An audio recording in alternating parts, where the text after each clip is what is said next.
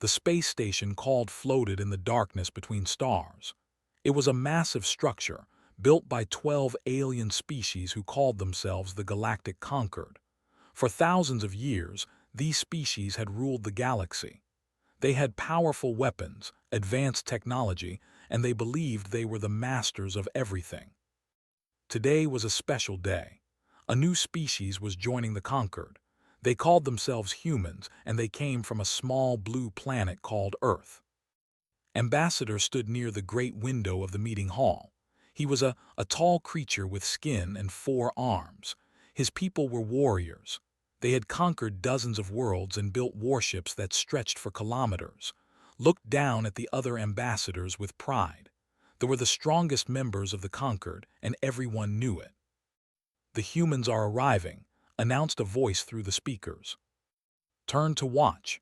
Outside the window, he could see the gathered fleet of the Concord. There were dreadnoughts, massive ships covered in weapons. There were battle spheres, beautiful crystal ships that glowed with inner light. There were destroyers, fast and deadly. Dozens of the most powerful warships in the galaxy floated in perfect formation. And then, moving slowly toward the station, came the human ship. Stared at it, then he started to laugh. The human vessel was tiny. It was maybe 400 meters long, which was nothing compared to his own flagship. The hull was made of plain metal. There were no energy shields visible, no glowing weapons, no elegant design. It looked like something a child might build from scrap metal. "Is this a joke?" asked High Marshal or of the hegemony. He was a reptilian creature with sharp teeth and yellow eyes. "Tell me the humans are joking." "I do not think they are joking," said, still laughing. "I think this is actually their warship." The other ambassadors gathered at the window to look. Soon, the entire room was filled with laughter. The ambassador, a being made of living light, flickered with amusement. The insect-like clicked their jaws in what passed for humor among their kind. "Look at it," said Or. "It has physical armor, actual metal plates on the hull. How primitive can they be?" "Perhaps they have not discovered energy shields yet," suggested another ambassador. "Perhaps they have not discovered anything yet," replied. The human ship was called the UES Perseverance. It moved past the great warships of the Concord like a small fish swimming among whales. The alien crews aboard those warships looked at it with amusement and pity. Some of them sent mocking messages to each other. Others simply shook their heads. On board the Perseverance, Captain stood on the bridge and watched through the main viewport. She was a woman of 50 years, with hair cut short and eyes that had seen many battles. She heard the alien laughter through the communication channels. Her crew heard it too. Lieutenant Commander James, her first officer, stood beside her. "They are laughing at us, Captain," he said quietly. "Yes," said they are. "Should we say something?" Shook her head slowly. "No, let them laugh." She looked at the massive alien ships surrounding her vessel. Any one of them could destroy the Perseverance in seconds, or so the aliens believed. They saw a small, weak ship with old-fashioned armor and simple weapons. They saw a primitive species that had barely learned to travel between stars. They did not see what was hidden deep inside the Perseverance. They did not know about Project Prometheus. And Captain was perfectly happy to keep it that way. The meeting took place in the Great Hall of. Representatives from all 12 species of the Concord sat in a circle, with the human delegation standing in the center. Captain represented Earth, along with 2 diplomats and a military advisor. "We welcome humanity to the Galactic Concord," said the Prime, the glowing being who led the meeting. "You are the first new species to join us in 300 years. This is a great honor." "We are grateful for this opportunity," said one of the human diplomats, a man named Richardson. "Earth hopes to learn much from the elder races." "Indeed you will learn," said he. Did not hide the contempt in his voice. "You have much to learn. Your technology is basic. Your military strength is limited, but do not worry. The Concord protects its members. You will be safe under our guidance." Some of the other ambassadors nodded in agreement. They saw humans as children who needed protection. "We noticed your warship," said Orr, his sharp teeth showing in what might have been a smile. "It is very interesting. Tell me, do humans not have energy weapons, plasma cannons, gravity beams?" "We have some energy weapons," said calmly, "but we prefer kinetic systems for certain applications." "Kinetic systems," repeated Orr. "You mean projectiles, bullets, and missiles?" "Among other things." The aliens laughed again. Kinetic weapons were considered ancient technology, useful only against primitive targets. No advanced species had used them in thousands of years. "How charming," said. "You must let us examine your vessel sometime. It would be like visiting a museum." Smiled politely but said nothing. Her crew had their orders. They would not reveal anything about the Perseverance's true capabilities. Let the aliens think what they wanted. Let them laugh and mock and feel superior. Back on the ship, after the meeting ended, gathered her senior officers in the conference room. "They think we are weak," she said. "Good, that is exactly what we want them to think." "But Captain," said Chief Weapons Officer, "why do we hide our strength? Would it not be better to show them what we can do?" Shook her head. "Humanity has learned a hard lesson over the centuries. When you show your true strength, you make enemies. When you appear weak, enemies show themselves. We are new to this galaxy. We do not know who we can trust, so we watch, we wait, and we learn." She looked out the window at the alien fleet. "One day they may need us. One day they may face an enemy that their advanced technology cannot defeat. And on that day, they will learn what humanity is truly capable of." Nodded slowly, "And Project Prometheus?" "Prometheus stays hidden," said firmly, "until the moment we absolutely need it." She did not know that moment would come much sooner than any of them expected. 3 days passed after humanity joined the Galactic Concord. 3 days of meetings, ceremonies, and more laughter at the expense of the small human warship. Captain kept her crew calm and focused. They trained, they watched, and they waited. Then everything changed. It started with a distress signal from a distant star system called. The signal was weak and broken, but the message was clear enough. Something terrible was happening. Something was attacking the colony there. "All conquered vessels respond immediately," announced the Prime through the emergency channel. "We have confirmed hostile contact at, the enemy is, the devouring swarm." Silence fell across every ship in the fleet. The devouring swarm. Even, who had studied alien history for years, felt a chill run down her spine. The swarm was ancient, older than any species in the Concord. They were not truly alive in the normal sense. They were biomechanical creatures, part organic and part machine, driven by a single purpose, to consume everything. They ate planets, stars, entire civilizations. 1,000 years ago, the Conquered had fought a terrible war against them. Billions had died. Eventually, the swarm had been defeated and pushed back into the dark spaces between galaxies. Or so everyone had believed. "How is this possible?" demanded aboard his flagship, the Eternal Conquest. "The swarm was destroyed. We killed them all." "Apparently not," replied Orr grimly. "Sensors show over 6,000 swarm vessels emerging from a space rift near. They are consuming the colony as we speak." 6,000 ships. The number was staggering. The entire conquered fleet was only about 200 vessels. "We must respond," said the Prime. "The Conquered does not abandon its people.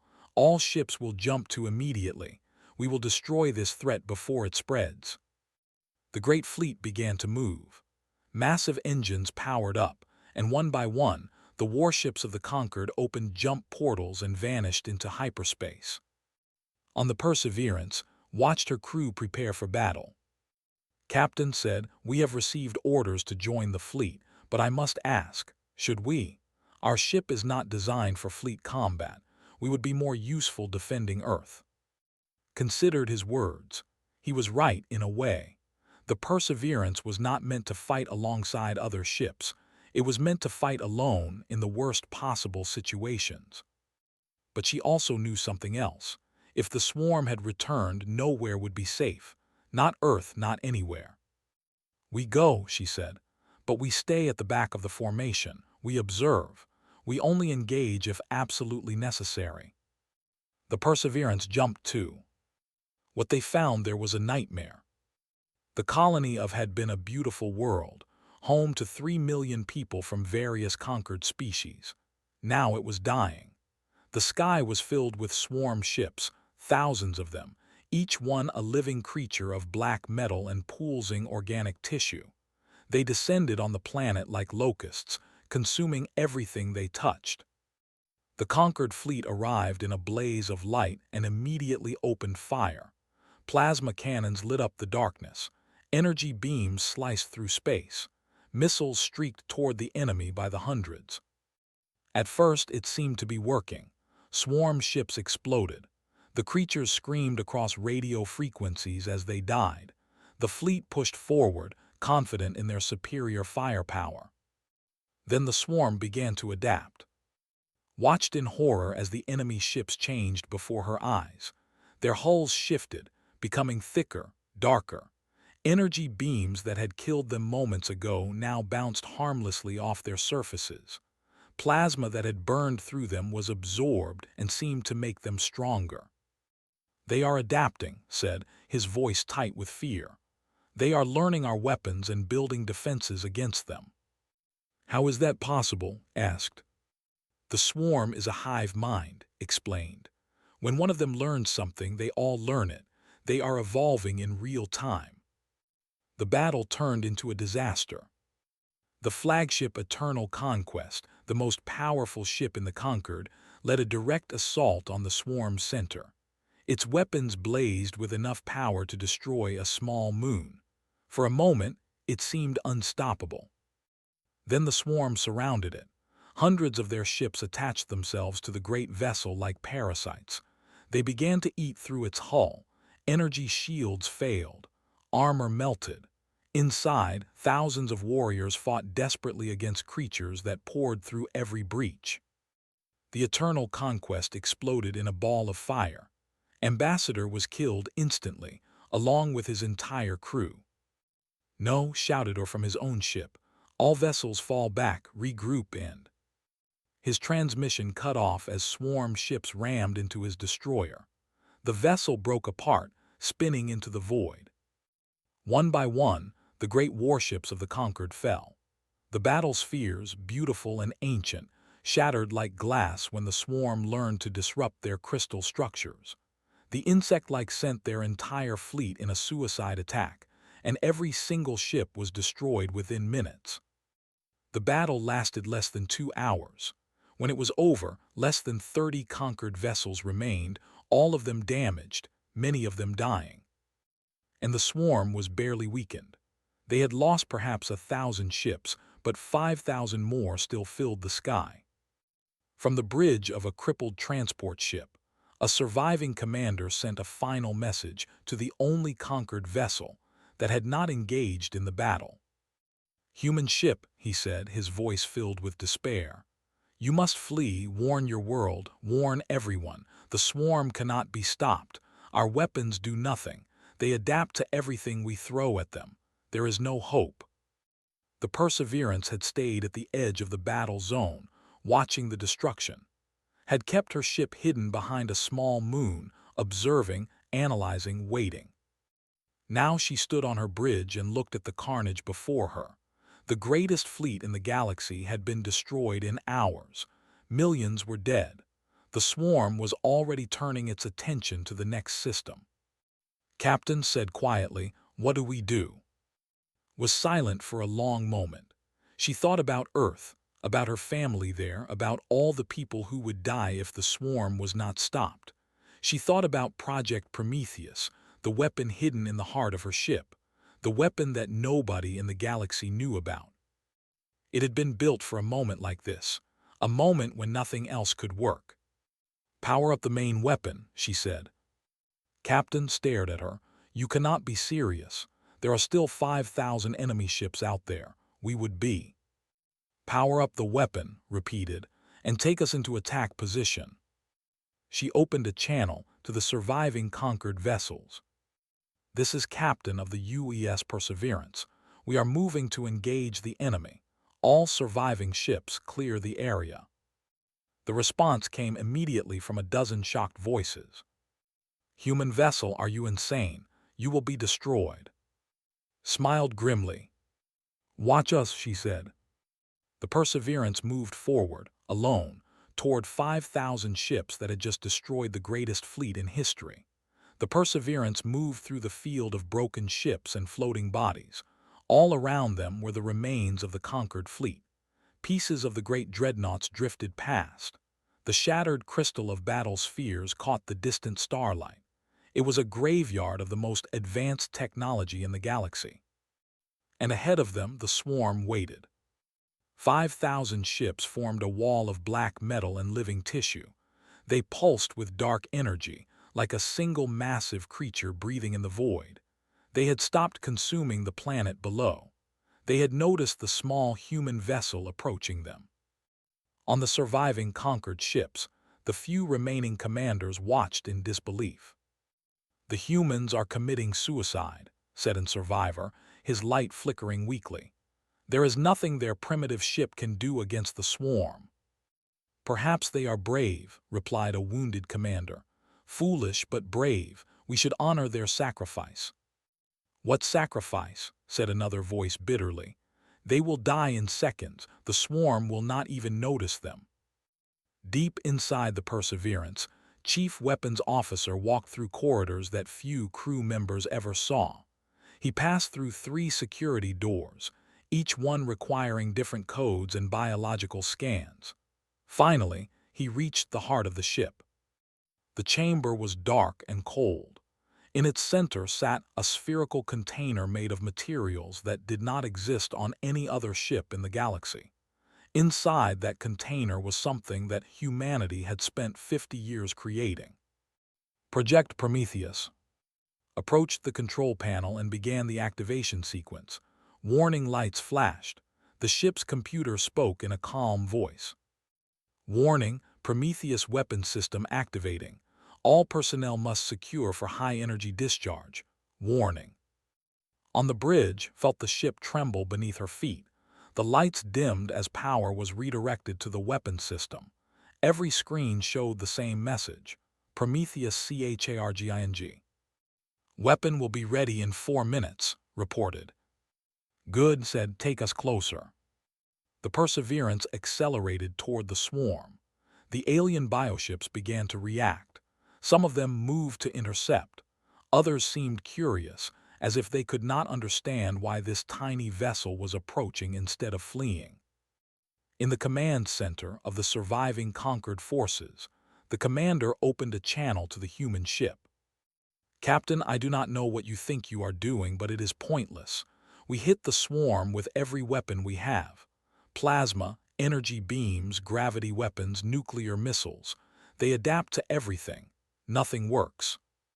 Replied calmly, "We are not using plasma. We are not using energy beams. We are using something else." "What could you possibly have that we do not?" Paused. How could she explain?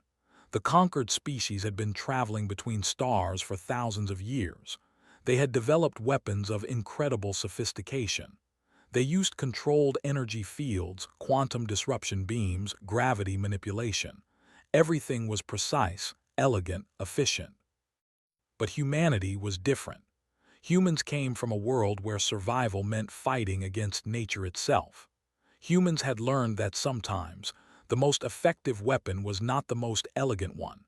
Sometimes the best solution was simply to apply more force than anything could withstand. "Tell me," said, "what do you know about stars?" The commander was confused. "Stars, they are balls of burning gas, hydrogen fusion. What does this have to do with anything?" "Everything," said, "stars are the most powerful forces in the universe.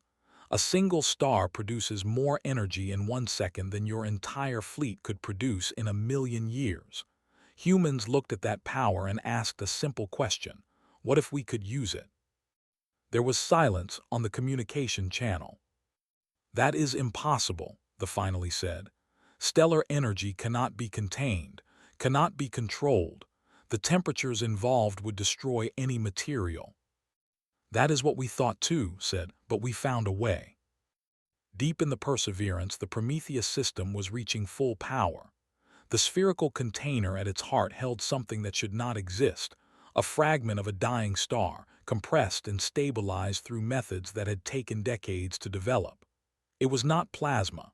It was not energy in any normal sense. It was stellar matter itself, the raw fuel of the universe, waiting to be released. The ship's hull began to glow with heat. Crew members in the outer sections felt the temperature rising. The Perseverance was never designed to be comfortable. It was designed to survive what it was about to do. "Weapon at 90%, reported from his station. "All systems nominal."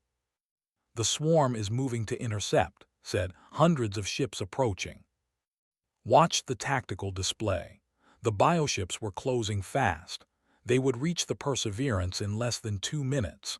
Once they made contact, they would begin to consume the ship, just as they had consumed the conquered fleet.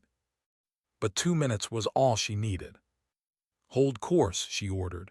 "All power to the weapon, shut down everything else." The lights went dark. Life support reduced to minimum. Every system on the ship redirected its energy to Prometheus. The crew sat in the darkness, breathing recycled air, waiting. The swarm ships came closer. They were beautiful in a terrible way, these creatures of metal and flesh. Their surfaces rippled with organic patterns. Thousands of small tendrils extended from their hulls, ready to latch onto prey. "They are scanning us," reported. "They are trying to understand our ship." "Let them scan," said. "They will not understand what they find." The swarm had spent the last 1,000 years evolving to counter the weapons of the conquered. They could adapt to plasma. They could absorb energy beams. They could survive nuclear explosions. They were designed to overcome advanced technology. But they had never encountered anything like Prometheus. They had never faced a weapon built on such simple, brutal principles. The conquered used refined energy. Humanity was about to use raw stellar fire. "Weapon at 100%, announced. "Prometheus is ready." The ship hummed with power. The walls vibrated.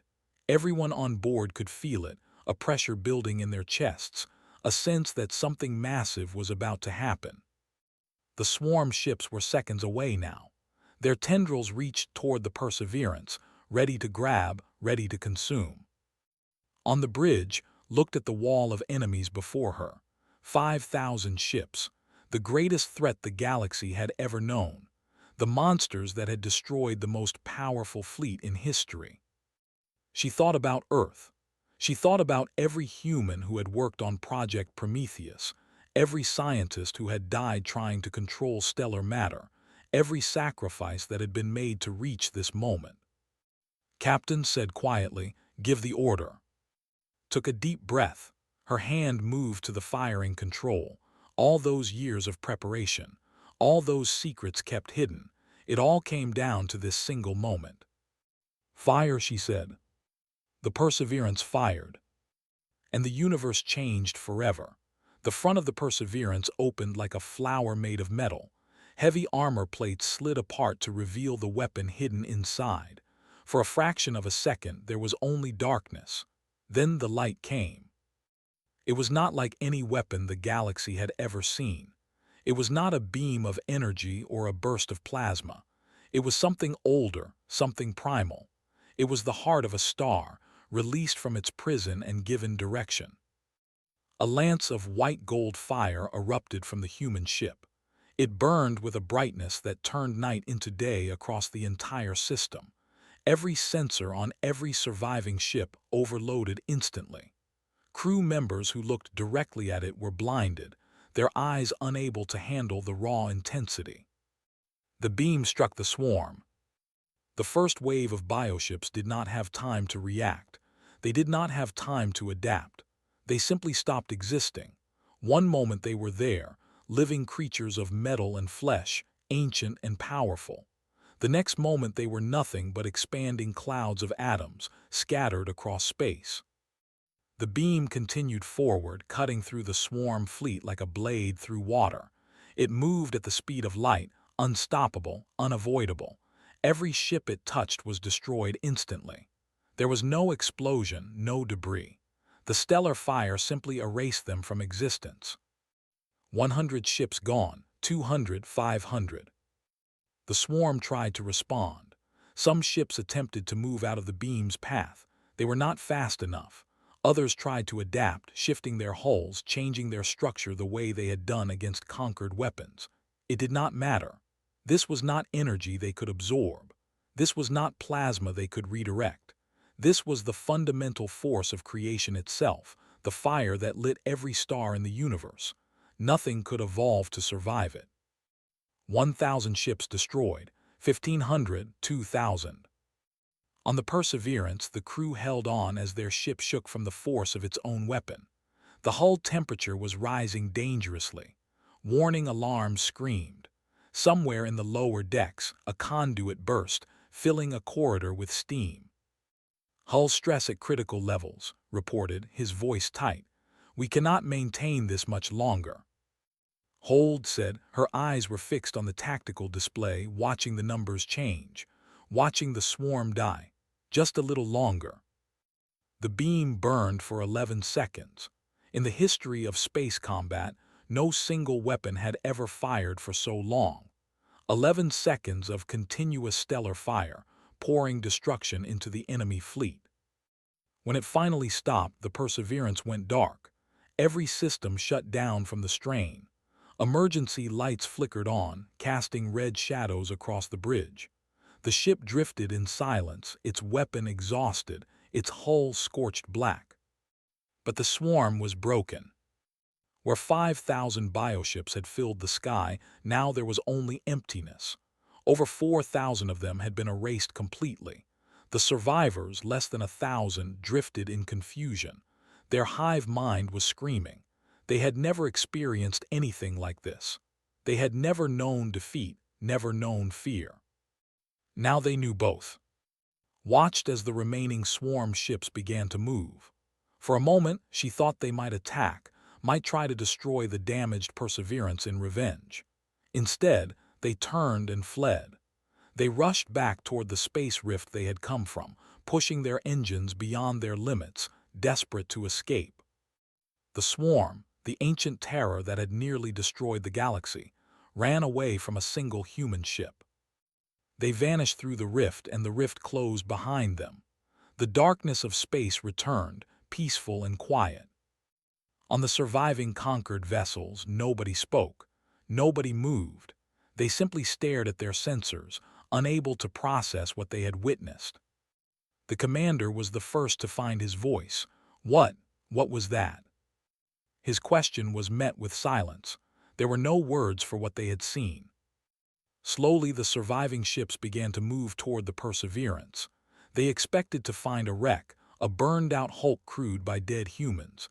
Instead, they found the ship damaged but intact. Its hull was blackened and smoke drifted from several sections, but its lights were coming back on, one by one. "Human vessel, do you copy?" transmitted the commander. "Please respond." There was a long pause. Then Captain's voice came through the channel, tired but strong. "This is Perseverance, we copy. You destroyed them, 4,000 ships in seconds." "Yes." How is this possible? What weapon could do such a thing?" Leaned back in her chair. Around her, her crew was checking systems, treating injuries, putting out small fires. They had done what they came to do. "We call it Prometheus," she said, "named after a figure from Earth mythology. He was the one who stole fire from the gods and gave it to humanity." "Fire from the gods," repeated his voice full of wonder and fear. "You have captured the fire of stars." "Yes," said simply, "we have." Medical ships from the surviving conquered forces moved to help the Perseverance. Alien doctors came aboard to treat human injuries. Engineers examined the damage to the ship and marveled at how it had survived. As the hours passed, word spread across the galaxy. The swarm had returned. The conquered fleet had been destroyed, and a single human ship, the ship everyone had laughed at, had saved them all. In the great council chambers of a dozen species, leaders received the news with shock. The who had lost their ambassador and their flagship demanded to know everything about the human weapon. The who had mocked the Perseverance just days before sent messages of humble gratitude. The collective, oldest of all the conquered species, began to revise every assumption they had ever made about humanity. On Earth, celebrations erupted when the news arrived. The Perseverance and her crew had done what no one believed possible. They had faced the greatest threat in galactic history and won. But Captain did not celebrate. She sat alone in her quarters, looking out at the stars. She thought about the power she had just unleashed. She thought about what it meant for humanity's future. The galaxy now knew what humans were capable of. There would be fear. There would be suspicion. Some species would want to be allies. Others might want to destroy humanity before it became too powerful. The universe had changed today, and there was no going back. The emergency meeting of the Galactic Concord took place in the same chamber where humanity had been welcomed just days before. The room felt different now. The laughter was gone. The arrogance was gone. In their place was something new, fear. Only 7 of the original 12 species had surviving representatives present. The others had lost their ambassadors in the battle. Empty chairs stood as silent reminders of the price the conquered had paid. Captain stood in the center of the chamber, just as her diplomats had stood days earlier. But this time, no one was laughing at her. "We demand answers," said the new ambassador, a younger officer who had been promoted to replace the dead. "How did humanity develop this weapon? Why was it kept secret? How many more ships like yours exist?" Looked at him calmly. "I will answer your questions, but first I want to remind you of something. 4 days ago, every species in this room looked at my ship and laughed. You called us primitive. You said our technology was museum pieces. You treated us like children." The chamber was silent. "We accepted your mockery," continued. "We did not argue, we did not defend ourselves. Do you know why?" No one answered. "Because we understood something that you did not. We understood that in the universe, true strength does not need to be displayed. True power does not need to be proven. We knew what we were capable of.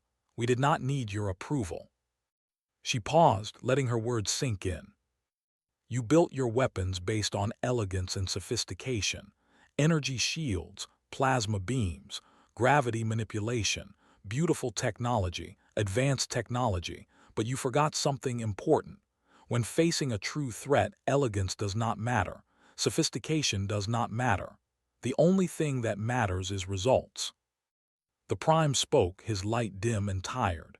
"You are correct, Captain. We were arrogant. We paid for that arrogance with millions of lives, but please understand our concern. The weapon you possess, it changes everything. If humanity has the power to destroy fleets with a single strike, what is to stop you from becoming the next threat?" Nodded. "That is a fair question. I will tell you what I told my crew before we left Earth. Humanity built Project Prometheus not to conquer, not to threaten, but to protect. We have had a difficult history on our world. We have fought wars among ourselves. We have nearly destroyed our own planet. We learned hard lessons about the cost of violence." She stepped forward, looking at each ambassador in turn. "We knew that when we entered the galaxy we would find dangers. We knew that someday we might face an enemy that could not be reasoned with. The swarm was exactly such an enemy. And so we built a weapon that could stop them, not to use for conquest, not to threaten other species, but to have ready when nothing else would work." "But how can we trust this?" demanded the. "How do we know you will not use your weapon against us?" "You cannot know," said honestly. "Just as we cannot know that you will not attack us. Trust is not built through words. It is built through actions. We just saved your civilization from destruction. We did not have to. We could have fled back to Earth and let the swarm consume you. Instead, we risked our ship and our lives to help you." She let that truth hang in the air. If that is not enough to begin building trust, then nothing will be. The meeting continued for many hours. The ambassadors asked countless questions about Prometheus, about human military strength, about Earth's intentions. Answered what she could. Some things she kept secret, explaining that every species had the right to protect certain knowledge. In the end, a new agreement was reached. Humanity's status in the conquered was elevated. No longer would they be treated as primitive newcomers. They would have a full voice in all councils, equal standing with the oldest species. More importantly, a new defense treaty was created. Humanity agreed to help protect the conquered against existential threats, and in return, the conquered would share certain technologies and resources with Earth. As the meeting ended, the Prime approached privately. "I have lived for 3,000 years," he said. "I have seen empires rise and fall. I have witnessed wonders and horrors beyond counting, but I have never seen anything like what your ship did today." "Was it so impressive?" asked. "It was terrifying," replied the, "and that is what makes it impressive. The swarm feared nothing. They had consumed civilizations without hesitation, but when they faced your weapon, they ran. They felt fear for the first time in their existence. You taught monsters how to be afraid." He paused, his light flickering thoughtfully. "I used to think that humanity was a young species with much to learn. Now I realize that we are the students. You understand something about survival that we forgot long ago, something brutal and primal and powerful." Smiled slightly. "We had good teachers. Our own planet taught us well. Earth is not a gentle world. Every species there has had to fight to survive. We simply applied those lessons to a larger scale." They considered this. "I think the galaxy will be different now, better in some ways, more dangerous in others. Humanity has introduced a new factor into the equation of power. Nothing will be the same." "No," agreed, "it will not." The Perseverance departed 3 days later, bound for Earth. The ship was repaired as well as the alien engineers could manage, though it would need months of work once it reached home. As they pulled away from the station, stood on the bridge and watched the conquered fleet through the viewport. The surviving ships had gathered to see them off. It was a gesture of respect that would have been unthinkable just a week ago. "Captain said, I have been thinking about what happens next." "And what have you concluded?" "The galaxy knows about us now. They know what we can do. Some will want to be our friends. Others will see us as a threat. We have made ourselves important in ways we cannot control." Nodded. "Yes, that is the burden of power. When you reveal your true strength, you change your place in the universe. There is no going back to being ignored." "Are you worried?" Thought about the question. She thought about Earth, about her family waiting there, about the billions of humans who were counting on her and her crew. She thought about the swarm, still out there somewhere, recovering, evolving, perhaps planning to return someday. "I am not worried," she said finally. "I am prepared. Humanity has always faced challenges. We have always adapted. We have always survived. The galaxy is just a larger arena for the same struggle we have always known." She turned away from the viewport and looked at her crew. They were tired, wounded, but proud. They had done something incredible. They had changed history. "The conquered laughed at us because they thought we were weak," said. "They measured strength by the size of ships and the elegance of weapons. They did not understand that true strength comes from will, from determination, from the refusal to give up no matter what." She smiled at her people. "They do not laugh anymore." The Perseverance engaged its engines and jumped toward home. Behind them, the galaxy watched and wondered what humanity would do next. The answer was simple. They would do what they had always done.